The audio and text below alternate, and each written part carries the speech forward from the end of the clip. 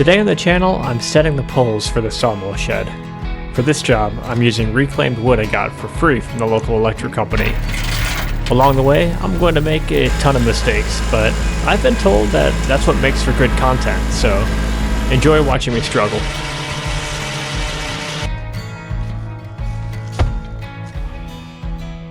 The day starts early on a cold morning in February. The local electric company was more than willing to load up some of their out-of-service power poles onto my trailer.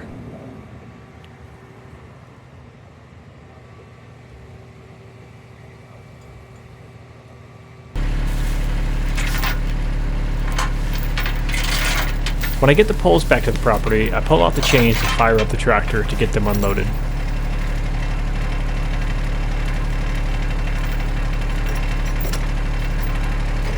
I've got 16 footers here. Each one weighs a ton, and most of these poles are older than I am. Honestly, they'll probably outlast me too.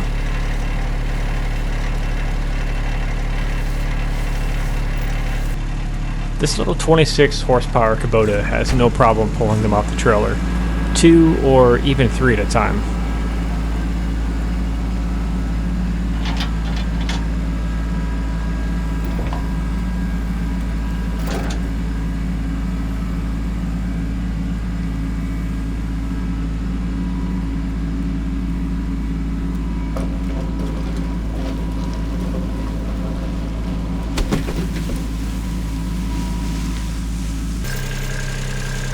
When I was picking these poles up from the utility company, the guy that dropped them off told me these were blackjack power poles.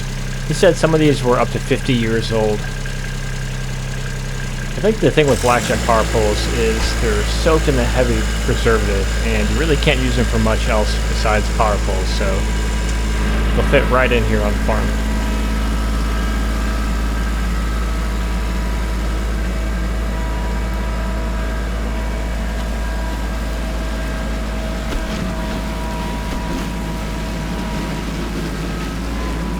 Once I get all the logs off, it's time to break out the post hole digger and get to work digging.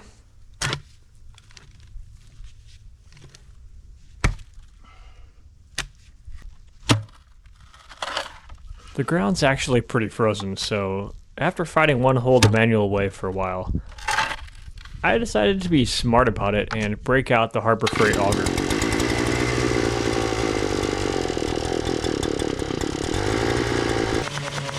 It's only about a minute later that the auger is stuck in the ground and the throttle's pinned wide open, so naturally I decided to start whacking it with a stick.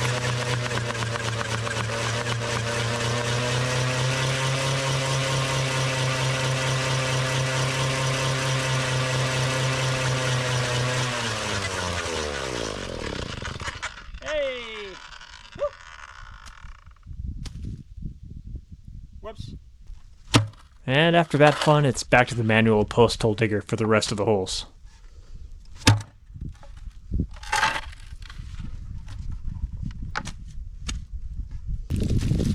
Once the holes are all set, I cut these poles down to length. To make it a little easier on myself, I'm taking 4 feet off 5 poles I'll be setting on the back side of the shed. That'll put them at about 12 feet when they drop in.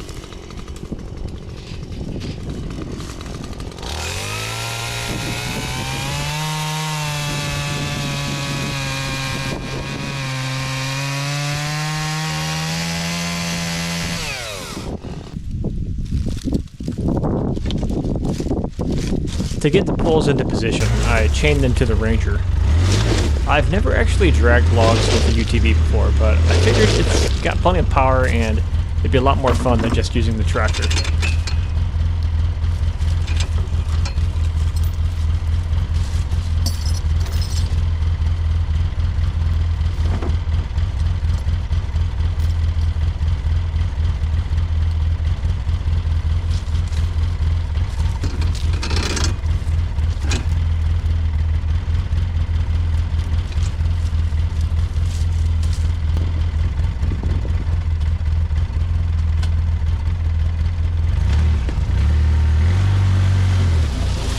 No surprise, he pulls it without any problems.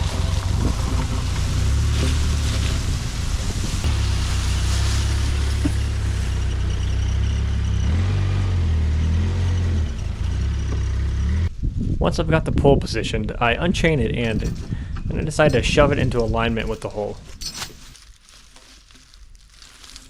I've also seen people on YouTube throw sticks in the hole to help guide the pole in, so I figure I may as well try that too. Unfortunately, my stick just jammed the pole up, and I had to put some extra effort in here not to just crush myself when trying to get it to drop back down to the ground.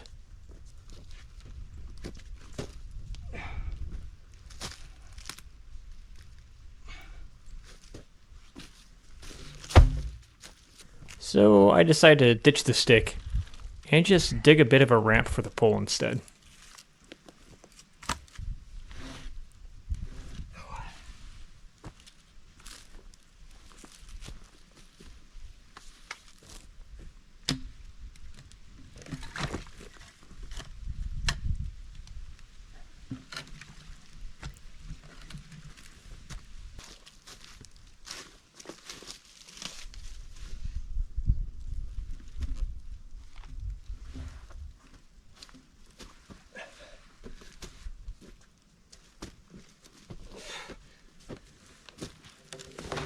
Clearly the second time's the charm, and it does drop in without a fight.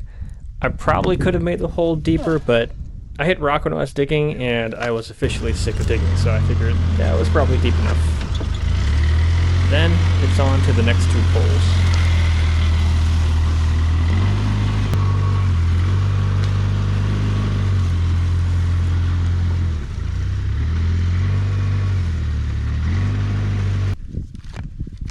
I apply my new expertise here, and without too much trouble, I'm able to get the second pull in on the first try.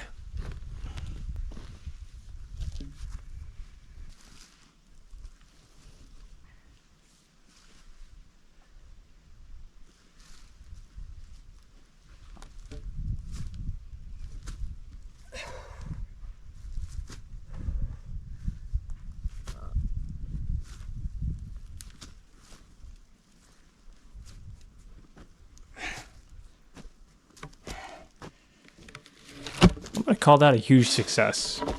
It's actually starting to get pretty heavy though, and I'm starting to feel it. I have a brother who's been trying to get me to do CrossFit, but honestly, this is probably the same thing, and it's a lot cheaper than another gym membership.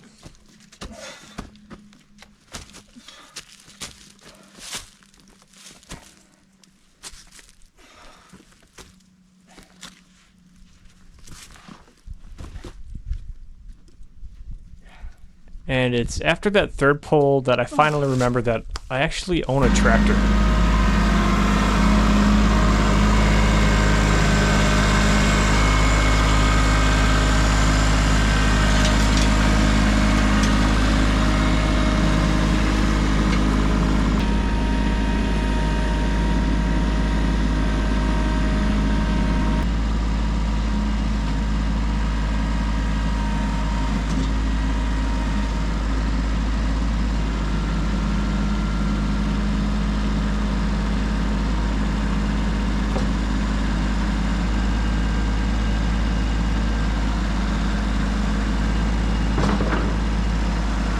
So here's where I make yet another critical mistake. When I go to lift this first log with the Kubota, it takes me a lot longer than I'd like to admit to realize that I actually completely missed the hole, and I stand the pole up right next to the hole.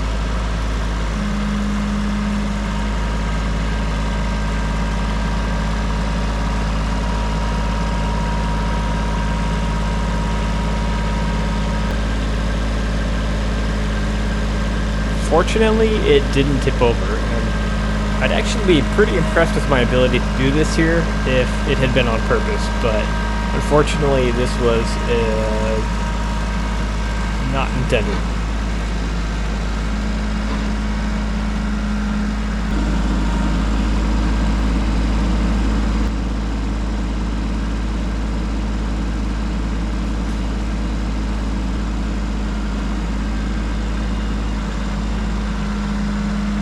After pulling it back down and having a second go at it here, it does drop right in.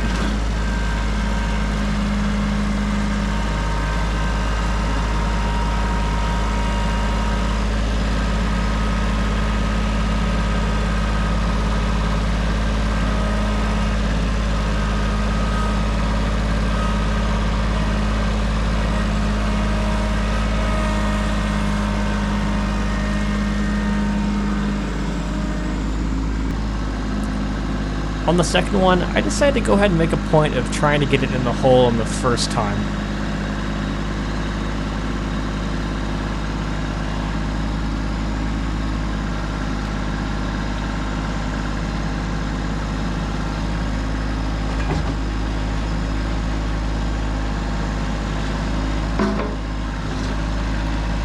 Side note, I actually love this Kubota tractor. I'm continually impressed by what you can get done with a machine this size. It's only 26 horsepower, but there's rarely a job I can't throw at it.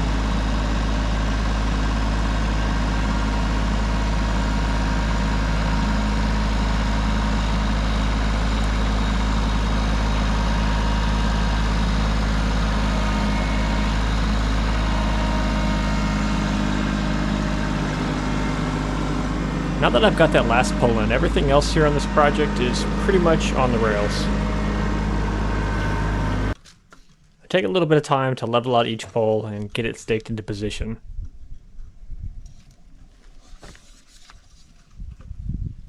I cut out most of me leveling this because it's just a lot of kicking and shimmying, but it really wasn't too bad.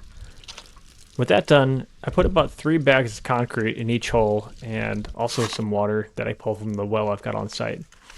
I don't bother to measure anything here, mostly because I actually have no idea what I'm doing, and I figure it'll probably be fine.